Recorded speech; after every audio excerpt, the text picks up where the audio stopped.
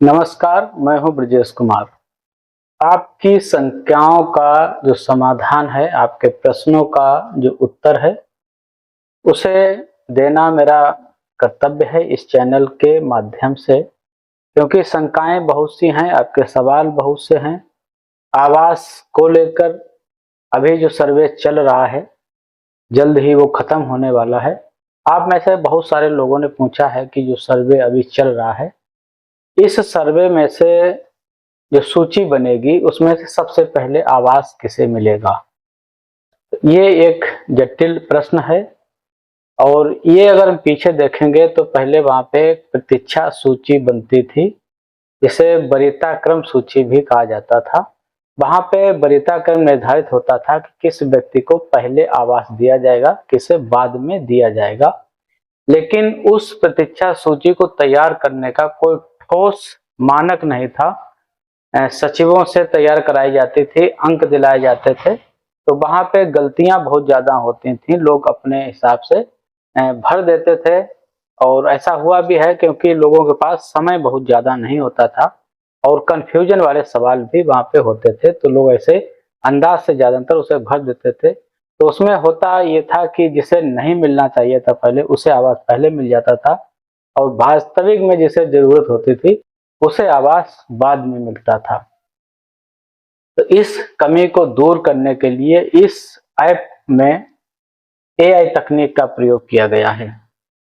ये एआई तकनीक जो है, वो लाभार्थी का सारा डाटा खंगालेगी। डाटा खंगाल के उसके जो मानक हैं, मानकों पे उसे उसका आकलन करेगी, और सारी सूचियां जो भी सर्वे हुआ है सब खंगाल के एक आंकड़ा प्रस्तुत करेगा कि इन लोगों को पहले आवास मिलना चाहिए।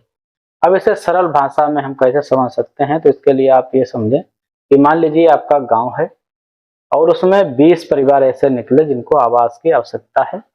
सभी के आवास कच्चे बने हुए हैं। किसी के पास जमीन कम है, किसी के पास जमीन ज्यादा है। कोई विधवा महिला है जिसके बच्चे कमाने वाले नहीं हैं। कोई बुजुर्ग व्यक्ति है जिसके घर में कोई बच्चे नहीं हैं। विकलांग व्यक्ति है जो मुखिया है परिवार का, ठीक से कमा नहीं सकता है, या ऐसा कि किसी के पास बिल्कुल जमीन नहीं है। तो आप अपने खुद से निर्धारित करिए कि जो एक व्यक्ति एक असाध्य बीमारी से ग्रस्त है और इनकम का कोई साधन भी उसके पास नहीं है, तो उसे आवास पहले मिलना चाहिए। ये आपकी नैतिकता भी यहाँ पे बताएगी। विधवा महिला हो गई जिसके छोटे बच्चे हैं, कोई कमाने वाला नहीं है, तो आप भी कहेंगे कि इस महिला को पहले आवास दिया जाना चाहिए। या किसी घर में मुखिया विकलांग है जो कुछ भी कर नहीं सकता, बच्चे भी अभी उसके छोटे हैं, तो आप कहेंगे कि इसको पहले आवास देना चाहिए। तो यहाँ पे निर्धारण यही है। जो बिल्कुल आवास विहीन परिवार हैं, जिनके पास ना तो कच्चा ही मकान है, ना झोपड़पट्टी है, कहीं रह रहे हैं, तो आवास विहीन परिवार हो गए। असाध्य बीमारी से ग्रस्त परिवार हो गए, विधवा महिला मुखिया वाले परिवार हो गए, विकलांग वाले परिवार हो गए, बंधुआ मजदूरी से मुक्त कराए गए परिवार हो गए, और सर पे मैला ढोने वाले परिवार हो गए। इन परिवारों को वरीयता दी जाएगी।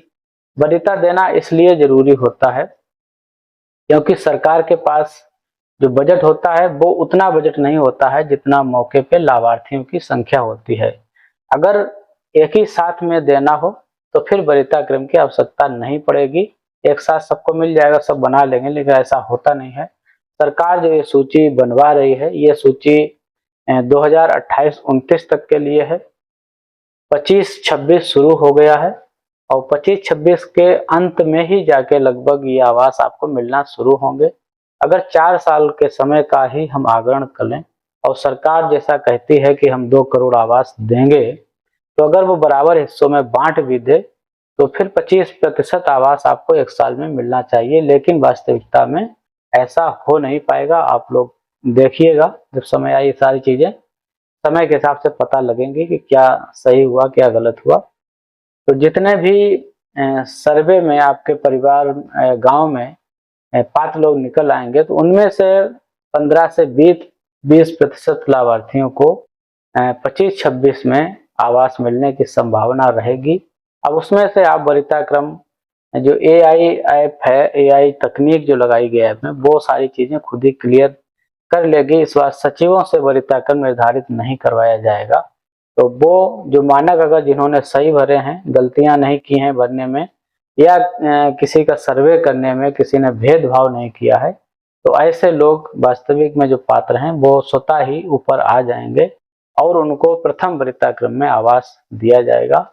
चैनल को हमारे सब्सक्राइब कर लीजिएगा, वीडियो को लोगों तक शेयर जरूर करिएगा जिनका ये सवाल बार बार रहता है कि पहले आवास कैसे मिलेगा।